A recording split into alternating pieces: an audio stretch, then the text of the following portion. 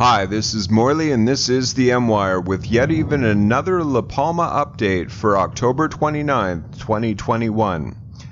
So the earthquakes on La Palma are remaining pretty constant. They weren't what they were a couple of days ago when there was literally 600 earthquakes in a 48-hour period.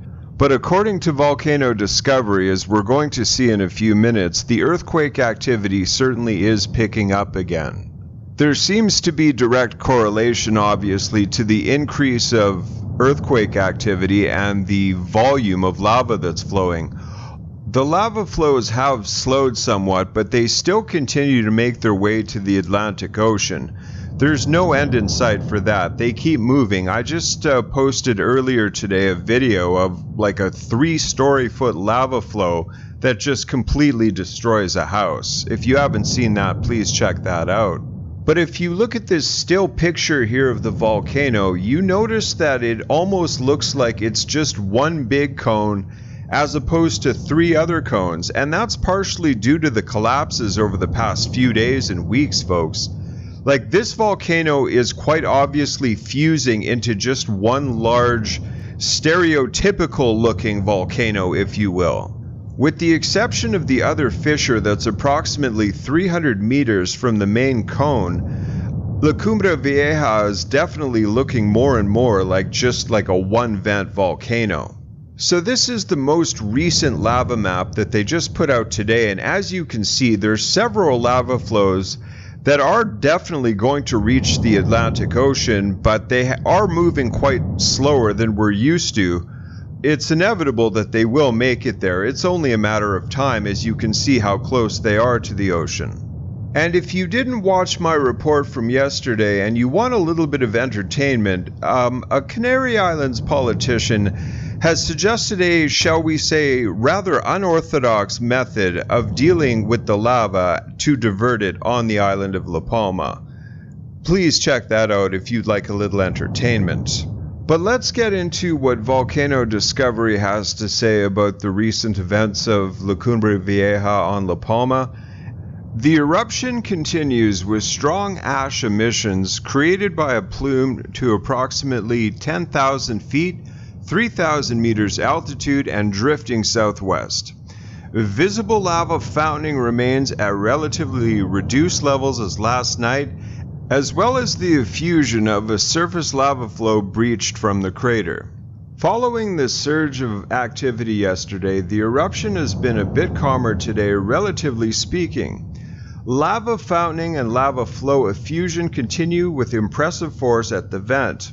The eruption column was still rising to 300 meters today, but its prevailing trade and regime dissipates to the southwest, which is why the airport has been operational at least for most of the time. In downwind areas near the vents, however, thick ash fall is increasingly a problem, threatening roofs to collapse, destroying farmland, gardens, and making ways impassable.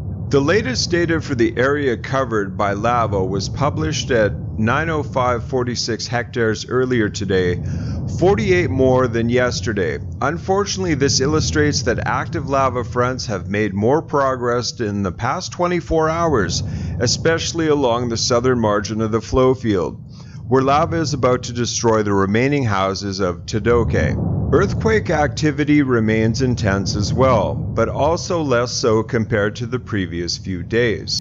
In the past 24 hours, there were 87 quakes of magnitude 3.0 to 3.9 and 99 quakes between 2.0 and 3.0, but no new magnitude 4+ tremors.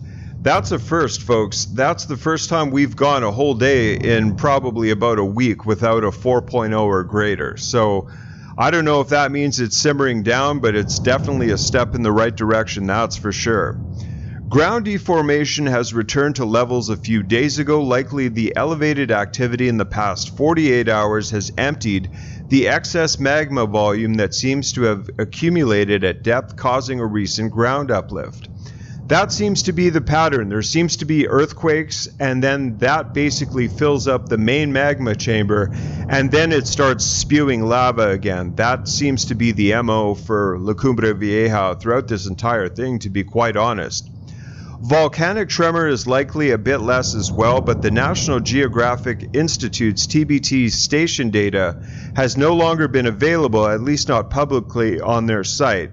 It can be hoped that the station is not damaged and will be back online soon. So as I was putting this video together, folks, Volcano Discovery did another brief update, and it's as follows. Earthquakes under the volcano seem to be on the increase again during the past hour alone. 4 quakes of magnitudes greater than 3 have occurred at depths of 10 to 12 kilometers.